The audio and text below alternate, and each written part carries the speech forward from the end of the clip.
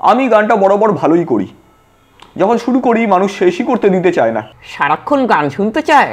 না না, যখন শুরু করি তখন 2 লাইন শুনেই থামিয়ে দেয়। আমি চাইলে হিরো আলম, নানু মণ্ডল, ভুবন বাদ্যকরের মতনও বড় সিঙ্গার হতে পারতাম। ওরা এত ভালো সিঙ্গার যে এক রাতেই মানুষ যেরকম ওদেরকে তুলে দিয়েছিল সেরকম আমাকেও তুলে দিতে পারতো। আমি করিনি। কেন? আমার ইচ্ছে আমি করিনি। তবে আমি নিজেকে বিচার করে দেখেছি, আমি অনেক বড় সিঙ্গার হতে পারতাম, কিন্তু ইচ্ছে করে হইনি। এই তো সেদিন অনুষ্ঠানের কথা, স্টেজে গান করতে উঠেছিলাম আর অনেক দর্শক ছিল বসে, যারা হাততালি দিয়েছিল শেষ অবধি। অনুষ্ঠানের শেষ পর্যন্ত আপনি গান করে গিয়েছিলেন? না না, আরও যারা পারফর্ম করেছিল তাদের জন্য হাততালি দিয়েছিল দর্শকেরা।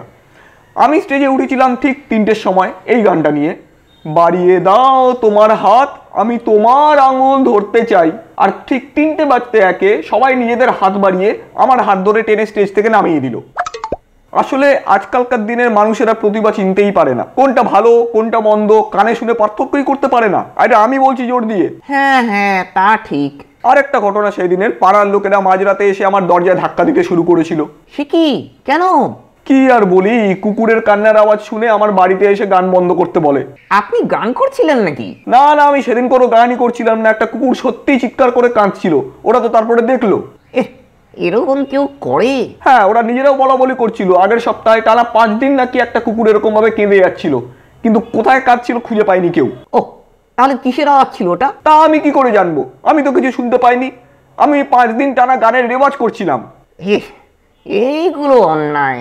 অবশ্যই অন্যায়। সিজিদার মতন অত বড় অভিনেতা যদি এত ভালো ডিরেকশন দিতে পারে, আমি এই গলায় কেন গান গাইতে পারি না? আমি গাই না। আমি গাইলে আমি অনেক বড় সিঙ্গার হয়ে যেতে পারতাম, অনেকের পেটের ভাত মেরে দিতে পারতাম, সেই জন্যে। আচ্ছা, একটা গান শোনান না প্লিজ। গান? না না না ভাই, আমি এইসব ছেড়ে দিয়েছি, এইসবের মধ্যে আমি আর পড়তে চাই না। না না না, ছোট্ট করে একটা প্লিজ। আচ্ছা ঠিক আছে, যখন এত করে বলছো তাহলে শোনাই একটা রবীন্দ্রসঙ্গীত, ঠিক আছে?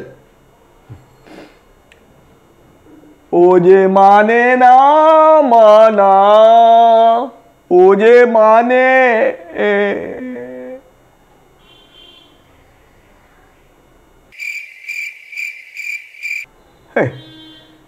মানুষ ভালো মন্দের পার্থক্য জানেই না, কোনটা ভালো কোনটা মন্দ কিছুই বোঝে না। আমি অনেক বড় সিঙ্গার হতে পারতাম,